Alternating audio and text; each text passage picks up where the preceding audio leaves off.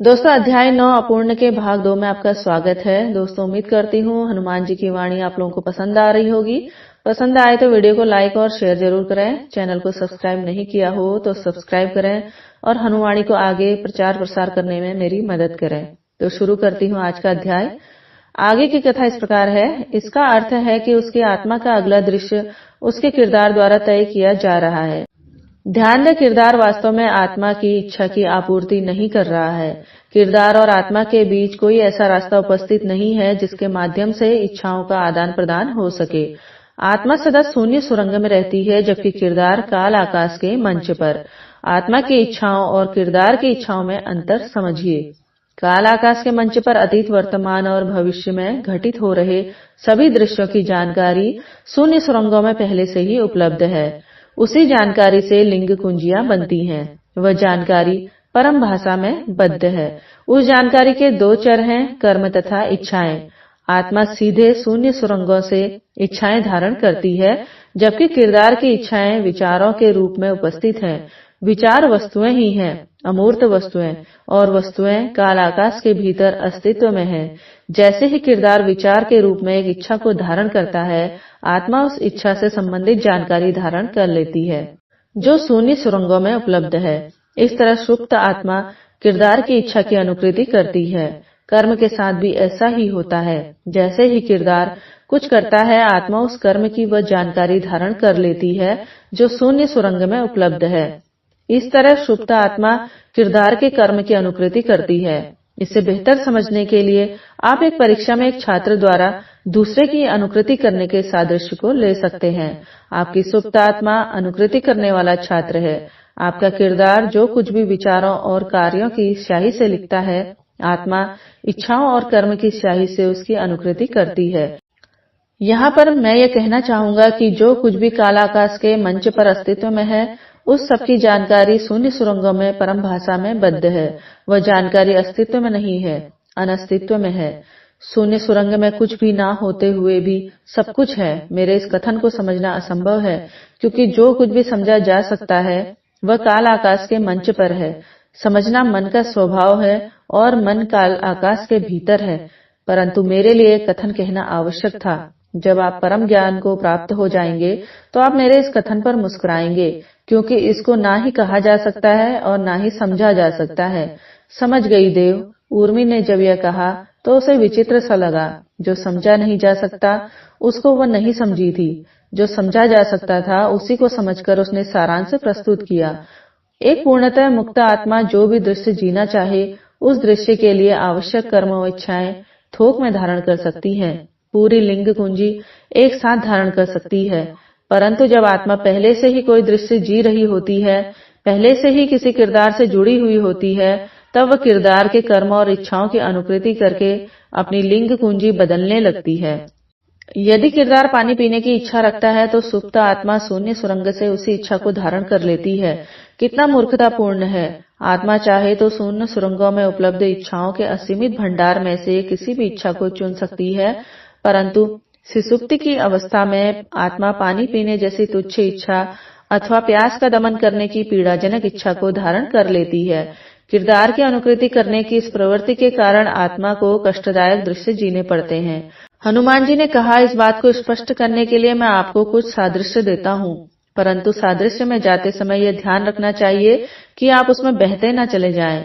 एक सीमा के पश्चात उन सादृश्यों से बाहर निकल आना चाहिए। हम उन रहस्यों की चर्चा कर रहे हैं जो काल आकाश के पार का बोध कराते हैं। कोई भी सादृश्य आपको आत्मबोध की पूर्ण यात्रा नहीं करा सकता। कोई भी सादृश्य एक सीमा तक ही प्रकाश डालता है। यदि आप उस सीमा से आगे गए तो सादृश्य आपको भटकाने लगता है। पहला दृश्य खोई हुई भेड़ का है। आपने खोई हुई भेड़ की दंत कथा तो सुनी ही होगी। हाँ देव, धनुष के एक बार फिर खड़ा हो गया और बड़ी रुचि के साथ कहानी सुनाने लगा। एक जिज्ञासु पर्यटक एक बार एक रहस्यमयी घाटी का भ्रमण करने के लिए गया। वह जगह उसके लिए पूर्ण तरह से नई थी। वह घाटी के रास्ते नहीं जानता था। वह यह भी नहीं जानता था कि कहाँ से अपना भ्रमण प्रारंभ करे। उसने एक स्थानीय चरवाहे को देखा जो अपनी खोई हुई भेड़ की खोज कर रहा था। पर्यटक ने उसकी खोज में उसका साथ देने का प्रस्ताव किया। इस तरह वह चरवाहे की सहायता भी कर सकता था और घाटी का भ्रमण करने की उसकी इच्छा को भी पूरी कर सकता था। वह दो असाधारण साथी घाटी में घूमते रहे, एक अपनी भेड़ की खोज में और दूसरा उस आकर्षक स्थान के दर्शन के लिए। जब शाम हो गई तो चरवाहे ने भेड़ को पाने की आशा छोड़ दी और पुनः अपने घर चलने लगा। पर्यटक भी उसके साथ ही चला गया और रात में उसी के घर ठहरा। अगले दिन चरवाहा अपनी भेड़ को चराने तथा अन्य कार्य करने के लिए निकला तो पर्यटक भी उसके साथ ही हो लिया। पर्यटक अब घाटी में घूमने के रस का आदी हो चुका था। घाटी के दृश्यों का सौंदर्य रस ही नहीं, अपितु कठिनाइयों का कड़वा रस और थक हारने के पश्चात विश्राम करने का मीठा रस भी व्यसनकारी था। चरवाहे ने पर्यटक को इस अनुबंध पर अपने साथ ले लिया कि वह भेड़ों की देखभाल करने में उसकी सहायता करेगा। पर्यटक को चरवाहे का काम करना तो आता नहीं था, इसलिए उसने चरवाहे की अनुकृति करनी शुरू कर दी। कई दिनों तक ऐसा ही चलता रहा। अंततः वह भूल गया कि वह पर्यटक है, चरवाहा नहीं। वह अपनी वास्तविक पहचान ही भूल गया। किंवदंती यही है कि वह आज तक उस घाटी में भटक रहा है और उन भेड़ों को चरा रहा है जो उसकी है भी नहीं। वह एक चरवाहे के जीवन के सभी कठिनाइयों को झेलता है। उसे ऐसा करने की कोई आवश्यकता नहीं है। वह सब कुछ छोड़ सकता है और एक बार पुनः एक पर्यटक बन सकता है और किसी अन्य पर्यटक स्थल का आनंद लेने जा सकता है। उसकी अज्ञानता के अलावा उसे कोई नहीं रोक रहा है। यदि भाग्य उसका साथ दे तो कदाचित उसे कोई गुरु मिल जाए जो उसे ज्ञान करा दे कि वो वास्तव में कौन है, अन्यथा वह अनंत काल तक घाटी में भटकता रहेगा। चिरंजीवी गुरु ने कहा, बहुत अच्छे धनुष, इस सादृश्य में पर्यटक आत्मा है और चरवाहा किरदार है। ब्रह्मांड में घटित हो रहे दृश्यों को जीने के लिए एक आत्मा को एक किरदार से जोड़ना पड़ता है। जब एक आत्मा दृश्यों का आनंद ले रही है, उसका किरदार के साथ यात्रा करना ठीक है। जैसे ही किरदार उससे प्रतिकूल और कष्टजनक दृश्यों में ले जाने लगे, उसे तुरंत किरदार को छोड़ देना चाहिए। आपकी आत्मा अर्थात यदि वर्तमान किरदार को छोड़ दें तो किरदार मरेगा नहीं। वह आपके आने से पहले भी यहीं था और आपके जाने के पश्चात भी यहीं रहेगा। जब इस किरदार की यात्रा में पुनः अच्छे दृश्य आने शुरू हो जाएंगे तो आप इस किरदार में लौटकर भी आ सकते हैं। अब अगला सादृश्य लेते हैं। आप चुंबक पत्थर से भी परिचित होंगे। ऊर्वा ने उत्तर दिया, हाँ देव, वह एक काला पत्थर होता है जो लोहे के टुकड़ों को आकर्षित करता है। हनुमान जी ने मुट्ठी घुमाकर हवा में एक चक्र बनाया। जब उन्होंने अपनी मुट्ठी खोली तो उनकी हथेली में 3 वस्तुएं दिखाई दी, एक चुंबकीय पत्थर, एक लोहे का टुकड़ा और बरगद के पेड़ का एक मोटा पत्ता। उनके चेहरे के भाव में अचानक बचपन झलकने लगा। उन्होंने चुंबक पत्थर को पत्ते के ऊपर रखा और लोहे के टुकड़े को पत्ते के नीचे चुंबकीय रूप से संलग्न किया। चुंबकीय बल पत्ते के आर पार कार्य कर रहा था। जब उन्होंने पत्ते के ऊपर रखे चुंबक पत्थर को घुमाया तो पत्ते के नीचे जुड़ा लोहे का टुकड़ा भी घूमने लगा। चिरंजीवी हनुमान बोले, इस पत्थर में चुंबकीय शक्ति है, यह किसी भी लोहे के टुकड़े से जुड़ सकता है। इस सादृश्य में चुंबकीय पत्थर एक आत्मा है और लोहे का टुकड़ा एक किरदार है। आत्मा को किसी किरदार से जुड़े होने के लिए काल आकाश के भीतर आने की आवश्यकता नहीं है। वह शून्य सुरंगों में रहती है और किरदारों से जुड़ती है।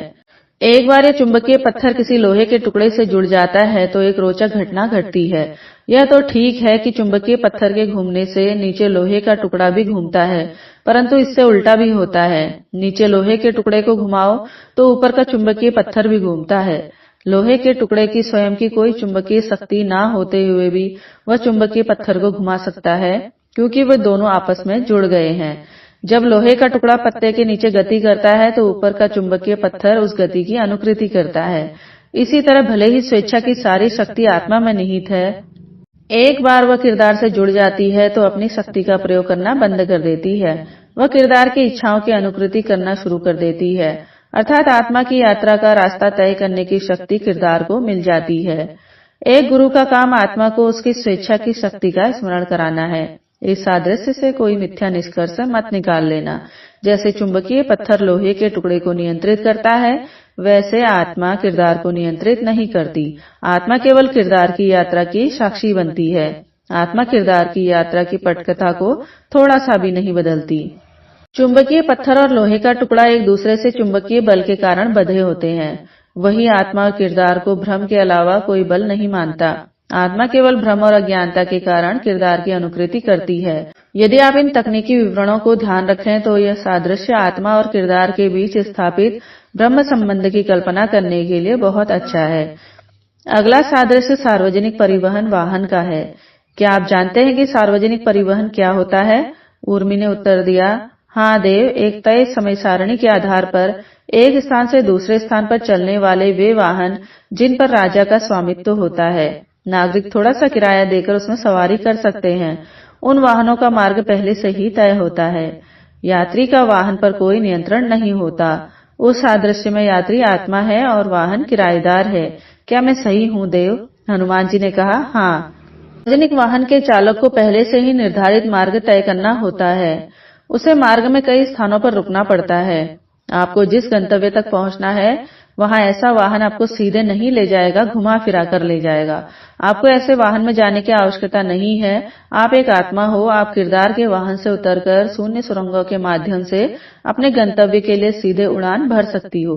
उर्वा ने कहा, देव, आपने कहा कि एक किरदार घूम फिर कर गंतव्य तक जाता है, सीधे नहीं। मेरे मन में यह प्रश्न सदा से उठता रहा है कि किरदार के रास्ते में इतने घुमाव फिराव क्यों होते हैं? उसका रास्ता एक सीधी रेखा क्यों नहीं हो सकता? उदाहरण के लिए, यदि कोई किरदार राजा बनने की सोचता है तो उसे बहुत सारी बाधाओं और विकर्षणों से गुजरना पड़ता है। सफलता की संभावना कदाचित करोड़ों में से एक है। कुछ जन संयोग से राजा बन जाते हैं और जो राजा बनने का प्रयास कर रहे हैं वो कुछ और बन जाते हैं। इस दुखी संसार में सब कुछ इतना जटिल क्यों है? हनुमान जी ने उत्तर दिया, कोई भी किरदार राजा या रानी या अमीर या दरिद्र नहीं बनना चाहता।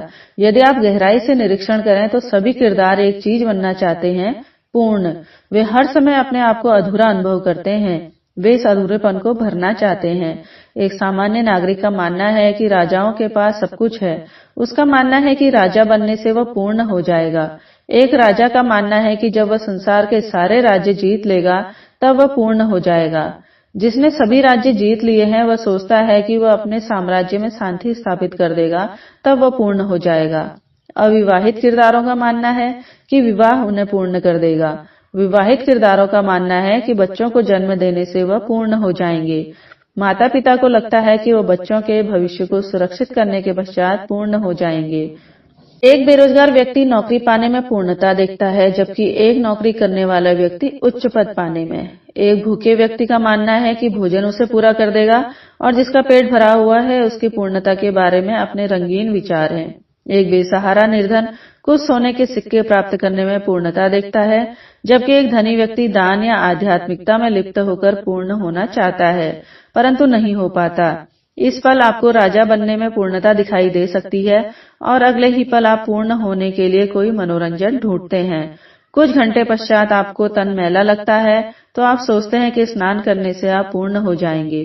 फिर स्वादिष्ट भोजन का विचार आने पर आप जंगल में भोजन सामग्री खोजने लग जाते हैं।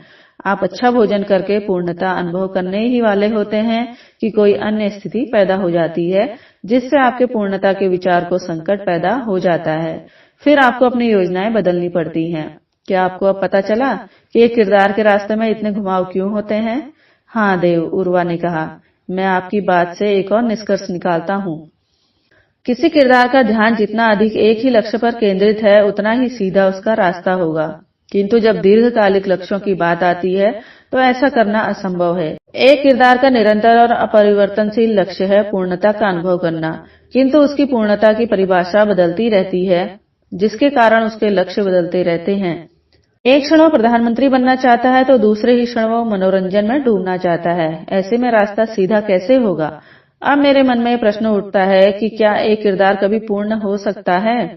हनुमान जी ने कहा, एक किरदार पूर्ण नहीं हो सकता क्योंकि वह परिभाषा से ही अधूरा है। किरदार की परिभाषा ही यही है कि वह पूर्ण का एक अंश मात्र है। काल आकाश यदि एक विशाल रोटी है तो किरदार उसका छोटा सा टुकड़ा है। काल आकाश यदि एक विशाल लड्डू है तो किरदार उसकी बूंदी के बराबर भी नहीं है। काल आकाश के पूरे ताने बाने को एक साथ देखा जाए तो वह केवल एक शुद्ध श्वेत गोला है, जिसमें ना कोई भावना है और ना कोई गति, न कोई गतिविधि। जैसे आत्मा इस गोले के एक अंश अर्थात किरदार के साथ जुड़ी होती है, वैसे ही परमात्मा पूरे गोले के साथ जुड़ा है। परमात्मा को वे भिन्न भिन्न अनुभव नहीं होते जो आत्मा को होते हैं। एक परमात्मा ही सच्चे आनंद में रहता है, पूर्णता में रहता है। शेष जो भी गतियां और गतिविधियां आत्मा अनुभव करती है वे किरदार की अपूर्णता और पूर्ण होने के प्रयास से उत्पन्न होते हैं। एक ऐसे धागे की कल्पना कीजिए जिसकी लंबाई असीम है। कल्पना कीजिए कि उस एक धागे से एक ऐसी श्वेत चादर बुनी गई है जो असीम है। बुनाई को बारीकी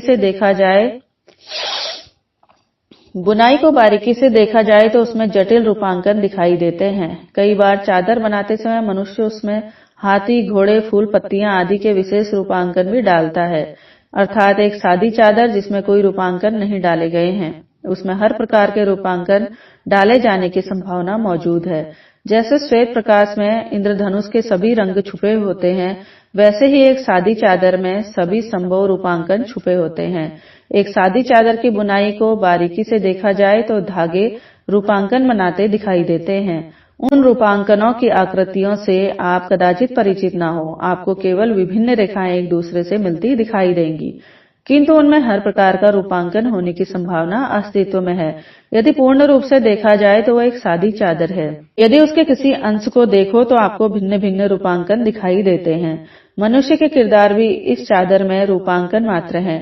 एक बार पुनः दोहरा दूं, ये रूपांकन आपको इसलिए दिखाई देते हैं क्योंकि आपकी दृष्टि पूर्ण पर नहीं अपितु अंश पर है। आप अर्थात आपकी आत्मा की दृष्टि एक स्थिर अंश पर नहीं टिकती। तो दोस्तों, इस अध्याय का यह भाग यहीं तक। मिलती हूँ आपसे अगले भाग के साथ। तब तक आप सभी लोगों का बहुत बहुत धन्यवाद।